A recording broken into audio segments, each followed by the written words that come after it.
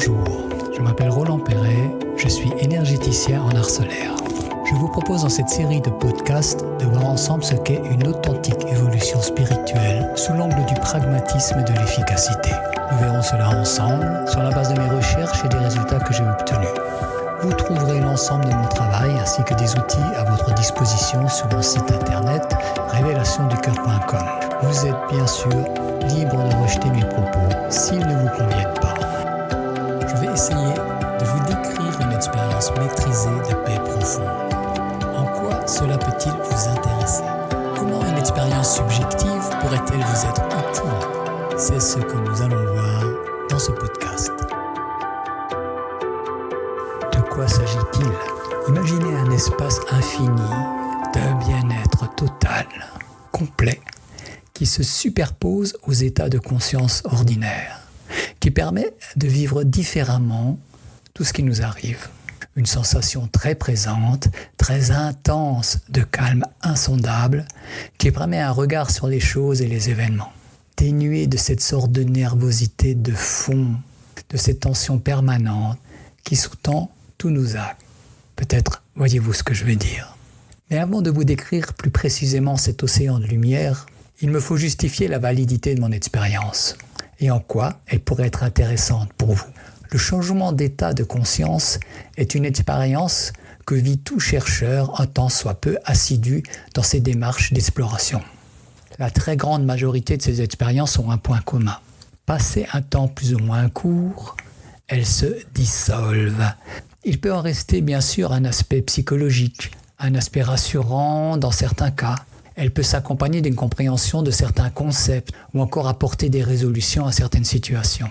Ces expériences sont tellement variées qu'il est quasiment impossible de les cataloguer.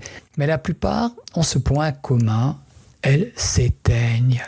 Elles sont fugaces et malgré les efforts qu'on peut fournir, elles ne se reproduisent pas. Du moins, pas à l'identique. La reproductivité de l'expérience est un aspect très important. Vous savez qu'en science, la validité d'une expérimentation n'est acquise qu'à partir d'un certain nombre de fois où on a obtenu le même résultat. Nous pouvons, dans une certaine mesure, appliquer cette technique de validation aux expériences spirituelles. Vous pourriez me rétorquer que les expériences spirituelles sont intimes et propres à chacun. Certes, peut-être, mais quelle est la valeur pragmatique d'une telle vision? L'instrument de recherche de l'investigateur spirituel, c'est ses perceptions. Si ces perceptions sont subjectives, cela supposerait que nos expériences spirituelles seraient de simples mirages, des reflets un peu étranges de la vie organique de nos cerveaux. Si nos expériences de conscience modifiées n'étaient qu'individuelles et subjectives, il serait impossible que nous puissions espérer accéder à une objectivation de la question spirituelle. Nous ne pourrions pas espérer pouvoir découvrir les lois concrètes des mondes spirituels. Comment pourrions-nous avancer dans la découverte des véritables rapports entre les mondes spirituels et le monde physique, par exemple? Ce type d'expérience subjective a une origine difficile à déterminer. Il peut s'agir de mouvements organiques ou hormonaux. Ce peut être aussi des situations dramatiques ou au contraire euphorisantes qui provoquent dans notre système psychologique et neuronal des sensations particulières. Une impression non subjective serait à minima une expérience reproductible à volonté dans ses résultats, dans ses effets.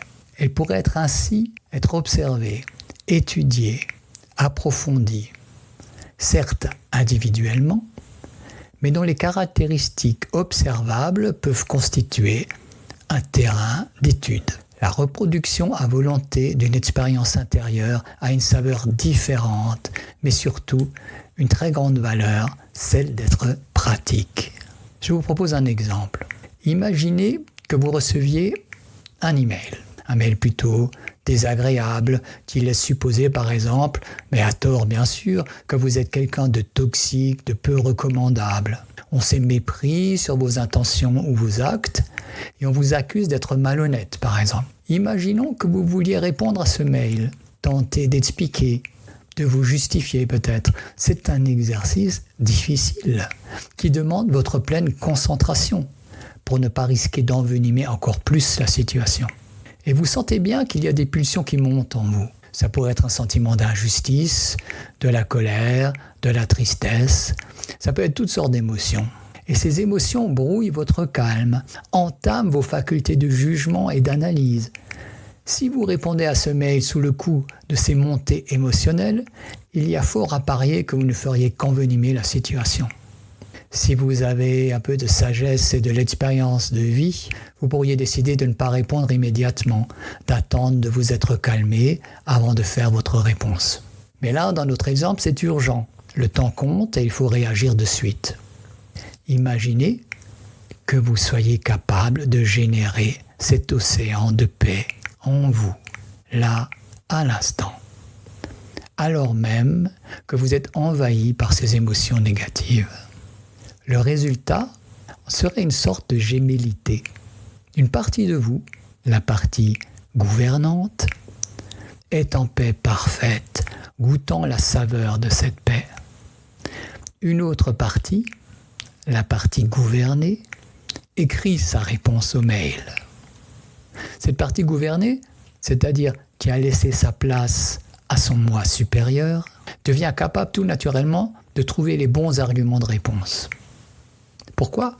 Parce que les émotions négatives sont instantanément dissoutes par l'activité de l'océan de paix. Il ne s'agit bien sûr là que d'un exemple, mais je suis persuadé, si vous m'avez suivi jusque-là, que vous comprenez l'énorme intérêt de cette génération spontanée de paix sans condition. Je vais à présent essayer de décrire cette expérience et comment vous pourriez y accéder vous-même. La technique est simple. Vous vous concentrez au milieu de votre tête. Lorsque vous parvenez à sensoriser, c'est-à-dire à percevoir avec vos sens, votre centre psychique, vous faites rayonner ce soleil dans votre tête. Je répète qu'il n'y a pas là de visualisation, mais il s'agit de perception sensible, ce qui est un résultat obtenu généralement après un entraînement adapté. Je vais vous dire ce que je ressens personnellement dans cette situation. Cette poussée d'énergie hors de ma tête, ce rayonnement, ouvre sur un espace que je peux deviner infini. Un océan de paix. Oui, de paix parce qu'exempt de toute vibration déformante, de toute émotion stressante. Mais ce n'est pas une paix d'absence de contenu. C'est une paix consistante. C'est une paix qui se goûte, qui a une saveur. Dans mon corps, il y a des sensations comme des marqueurs devant mon front, au centre de ma tête et au-dessus de ma tête. Tout mon corps est dans une décontraction souple, sans tension. Il n'y a pas de pensée qui s'impose. Mais si ma partie inférieure déploie de la pensée, comme dans l'exemple du mail, elle se déploie avec netteté et ordre sur la page blanche de cette paix qui est intelligence pure. C'est une sensation extrêmement agréable. Un océan de paix qui rythme des vagues de paix, qui nourrissent, qui enrichissent mon être. Comment vous décrire ce délice ? Je n'ai qu'un désir, explorer cet océan. La plus belle façon d'en parler est le silence. Mais nous risquerions là de ne pas nous comprendre. Alors bien sûr, ce partage d'expérience que je viens de faire avec vous suppose certaines compréhensions, certains acquis, comme la science des centres. C'est le propos de cette série de podcasts, de vous dévoiler ces connaissances, pour que vous aussi, un jour, puissiez accéder à cet océan de paix.